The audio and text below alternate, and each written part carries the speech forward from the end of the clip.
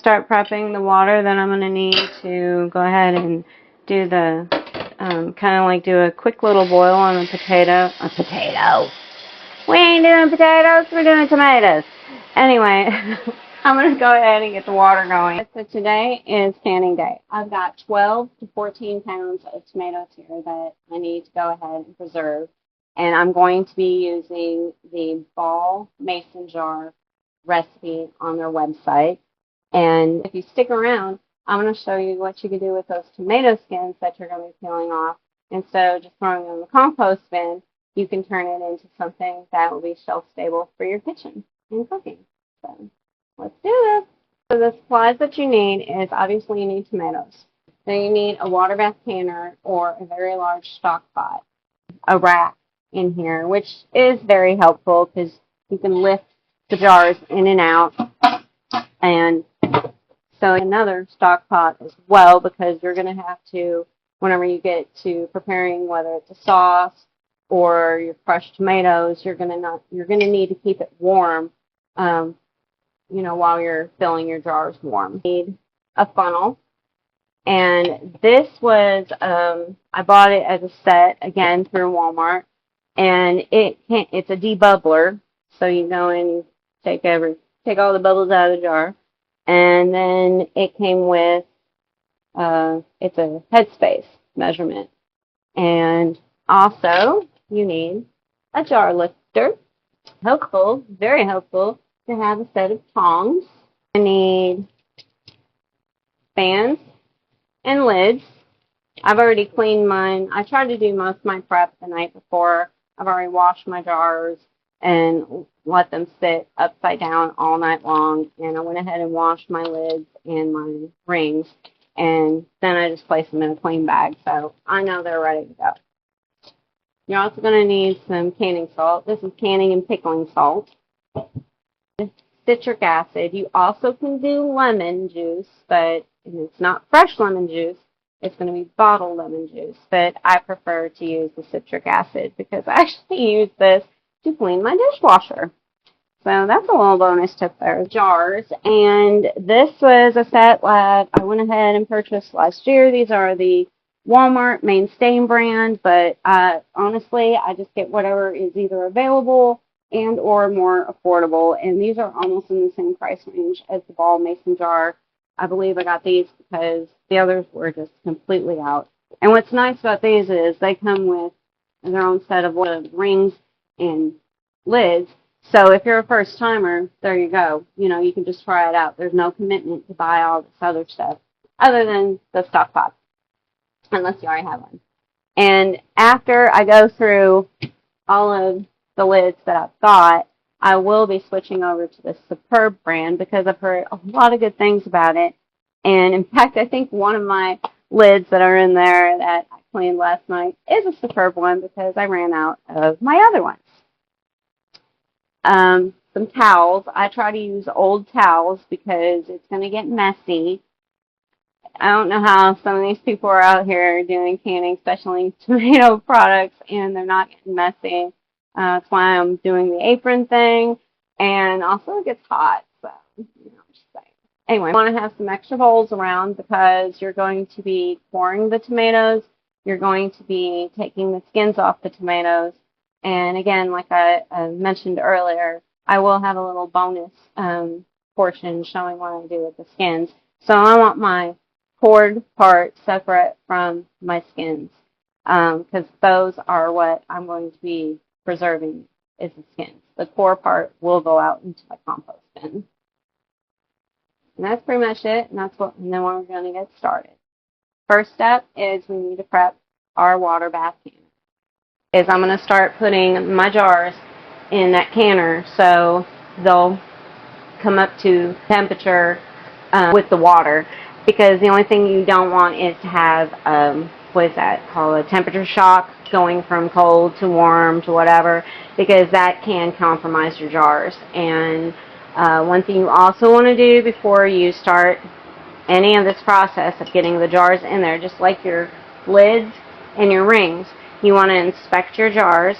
Usually all I do is I'll run my finger across the rim and then I'll look at my rim really closely to make sure that there are no gashes, that it's not a broken jar, basically, because then you're going to have a broken seal, and that's when you're going to have issues about food safety, and also you can't trust that jar is going to seal properly, because most likely it will not, because the lids are going to go on here flush. So I'm going to load these jars up with water.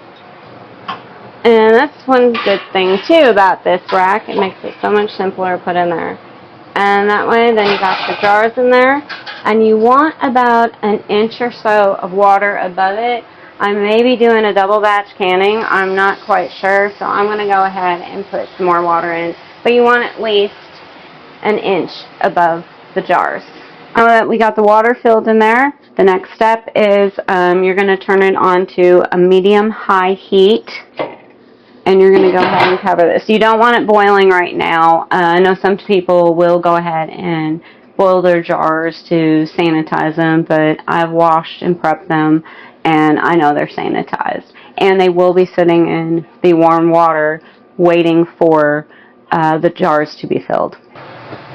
And now we're just coring the tomatoes. I don't have a dedicated tomato corer. I know people use several different types of things. They'll use, I think, even what they call strawberry hullers, something like that. But all you really need is just a simple knife right here. But slice two carefully, by the way. You want to slice two little slits there. I used to be so scared about doing any type of food prep like this. I'm not sure why. I guess it's just because, you know, you hear so many horror stories on it, but they're really, I don't know. Again, it's like life. The older I got, the more I realized you'll always hear somebody has something to say bad about something or someone all the time, and it don't matter. Not then, because as long as you do what you're supposed to do on stuff, that's really what matters. So that's what we're gonna get at today. Prepping the water that I'm going to need to go ahead and do the, kind of like do a quick little boil on the potato. A potato. We ain't doing potatoes, we're doing tomatoes. Anyway, I'm going to go ahead and get the water going. So then I can do that whole quick thing where, you know, I'm going to dip it in the water for the tomato, not potato, tomato, into the water for 30 to 60 seconds. And then I'm going to have some really cold water. I'm going to put some ice cubes in it too, to do kind of like, you know, where you just stop the whole heating up process. And then we can flip the skins off. And a quick little side note on coring these tomatoes. You can core these tomatoes and actually do the whole prep of peeling the skins off and everything and having that ready the night before as well. If you're on a time crunch, you can just store it in the fridge. I just didn't have room because, well, we've been doing the Mediterranean diet, so I've got quite a bit of other type of veggies I keep in there, like cabbage and all that. So there's just not enough room in the end for that. Got my setup going. I got my tomatoes prepped, ready to go into this hot water real quick. I'm going to leave them in there for about 30 to 60 seconds till I start seeing the skins peel off. And then I'm going to dip them in a bowl of cold ice water right here. And then I'm going to go ahead and spoon them out after the skins are removed and put them into this bowl. So I need another bowl to collect the outer part of the tomato. And this is what you're looking for on the splitting of the skins there. We're going to dip it in the cold water real quick to kind of shock it, and then I'm going to set it right over here. The little tip is I try to only do about 4 or 5 at a time going into the hot water. You don't want them in there too long because otherwise they're going to get super soggy. You still want them kind of meaty, and you just need enough just to where you see it. It's like the tomato skins are blistering, and then you want to pull it out. So go ahead and cut, you want to quarter them, and if you see any of these things, you want to go ahead and cut this out. And then we'll just go ahead and toss it in the compost. Anyway, but you want to quarter them, and you want about 2 cups worth of these to go into the pot. Cups of tomatoes that's been quartered, and we're going to go ahead and toss them in this pot right here. A potato masher, which I do not have, but I do have one of these meat things, so this is what we're going to do. And then you just get in there and you mush them up. So all the tomatoes in there, and a quarter, well, not all the tomatoes. I still have another bowl of tomatoes right here. So it looks like I'm going to be doing 2 batches. I'm kind of working on a time crunch here because I was promised Mexican food tonight. So, because my husband is amazing and he knew I was going to be doing my canning and it was going to take all day, but I really want to get this done tonight. But I really want my Mexican food too, you know? I mean, come on, let's be real. But anyway, off the subject on that, back to this. I've got the first set of tomatoes in there. I'm going to cover the pot and I'm going to let it come up to a gentle boil, and then we're going to get to the actual canning process. I've got my canning station set up. It looks really cluttered, I know, but it makes sense. So I have my rings and my lids right over there. They're still in the baggies, so they're clean. I've got my funnel. I've got my debubbler. I've already re-cleaned them. I have a paper towel to wipe the rims. It's going to be a 1/4 teaspoon, since I'm doing pint jars, a 1/4 teaspoon of citric acid, and then a 1/2 teaspoon, if you can see it, yeah, 1/2 teaspoon of my canning and pickling salt. Obviously, if you're doing the next size up, it would double, but everything is set on that recipe for you to see. Also, I have my jar lifter. I've got my ugly, nasty towel, because this is where this is my workspace. This is where I'm going to be putting the jars, and then I'm working like this. So it's messy, but it's fun, and we're going to get to the canning portion, because I think that gentle boil is almost done. So, alright. This is one of those heat gloves that came with my flat iron that I had, or one of those comb things, and never used it for that, but definitely comes in handy when you need to hold a hot jar to tighten it. Carefully, you want to pull the jar out, pour the water out, and if I had any doubts of whether these were sterilized, they are now, because they've been in here this whole time. And then we're going to set that jar right there. You pour it out so you don't splash yourself, because that's very important.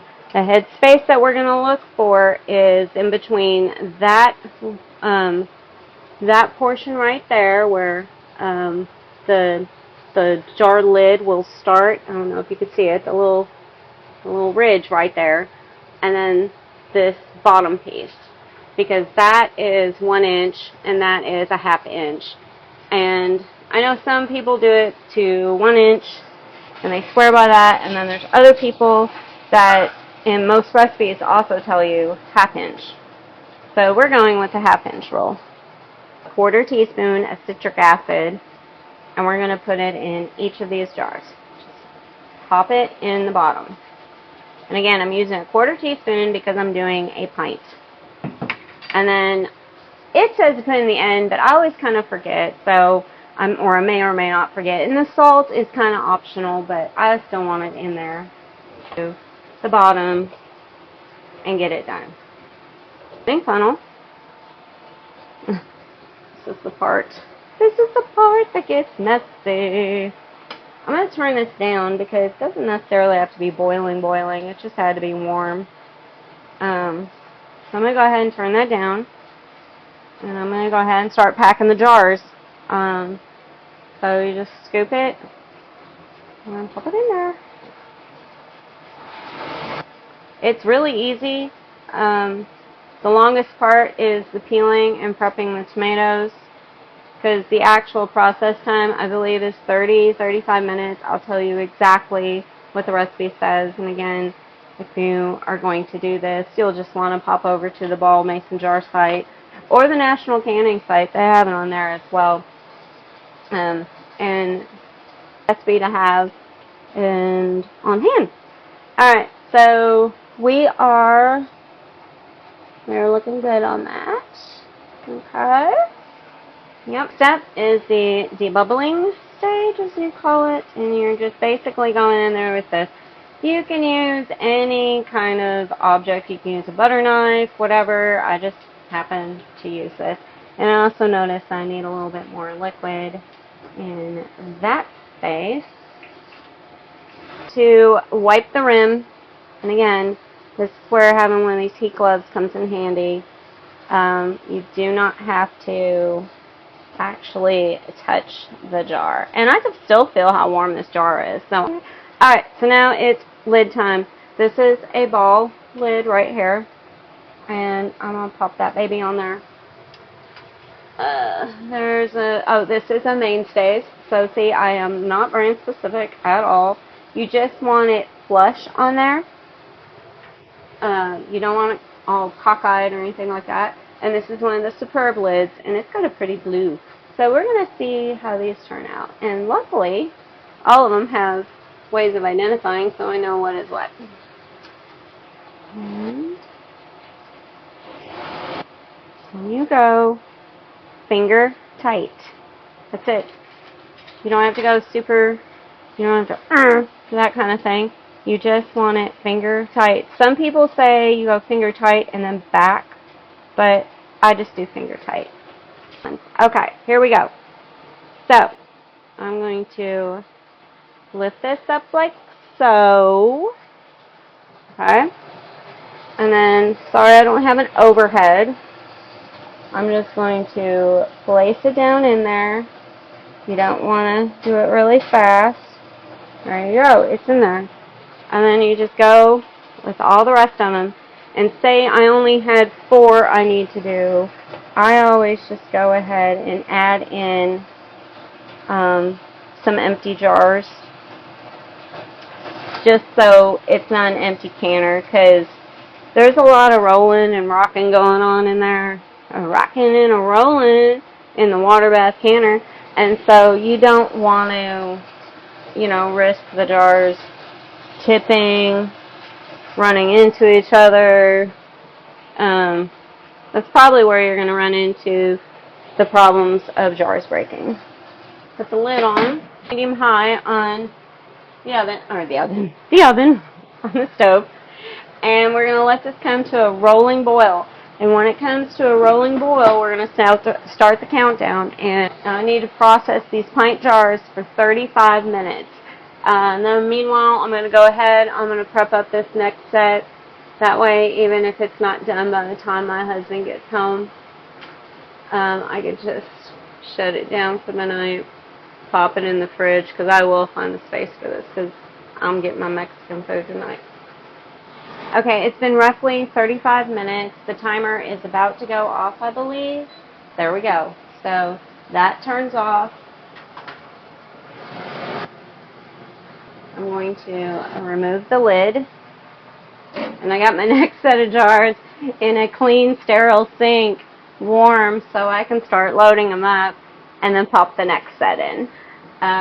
So we're going to let this sit for 5 minutes with the jarred contents in it. You got to do this carefully, especially if you have little cats running underneath your feet. You're going to, and without tipping it too much, you want to get the liquid off of it. And then carefully, make sure you got a good grip on it. You're going to move it over to a towel. And there you go. That's the first one out of the canner. Jar number 2. Out. Good grip. Over you go. In a perfect world, I'd be able to do it all over here. But I can't. So, again, small space canning. You can get it done. You just got to go slow, take your time, and concentrate. Make sure you got good grips, and move it on over. Normal, by the way, at the bottom. I can't grab the jar to show you because when it's hot, too, you're not supposed to touch it. There's a little bit of, it looks like the liquid separated in there, but that's normal. And there they are. They're out. Now, you're going to let those sit 12 to 24 hours. I always let them go one whole day. It is 2:40 today, and so that means tomorrow by the time I get off work, they'll be good for me to check. What I'm going to look for, and this is one of my previous cans, what I'm going to look for is, regardless of how the band feels, if the band is cockeye on it, I do want to kind of really double check that lid. But what you're going to look for is you just want to do this. And you want to make sure there's no like popping sound when you touch it. I know they pop sometimes when they seal, although it doesn't happen all the time. So if you don't hear any popping, it's okay. Sometimes I'll hear popping as soon as it comes out of the pot. And sometimes I won't hear it for like an hour later, and sometimes I don't hear it at all. That's not really, from what my understanding is, it doesn't happen as often as it used to. But what you're looking for is you want to make sure that, you can go like this on the top and it doesn't pop off. You want to make sure that it sounds like a good seal. And then once all that's done, and that's tomorrow. That's after we've let it cool down and set for about 12 to 24 hours. And then what I'm going to do is I'm going to remove those rings off of the jars. I'm going to wash the jar with some warm water, dry the tops, and then just label them. And that's that. Bonus portion of the video, which this one's real quick. You literally are just going to load up these tomato bits or skins onto your dehydration tray. You do not want them to overlap. You're going to dehydrate them for 12 hours at 135 degrees. And what you're going to get at the end is, and you want them to snap, you want them to be real brittle like, and you want them to snap. So if it takes more than 12 hours, my first batch took more than 12 hours, I had them sitting in the fridge, some of them waiting until I had the next one because I was doing smaller batch canning then.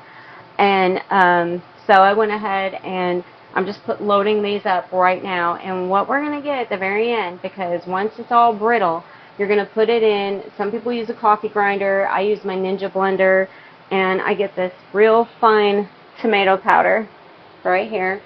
See my smiley faces and heart? Yeah, kind of digging it, Anyway, and so I'm kind of excited to see how much I'm going to get just from all these batches. This is just from this year.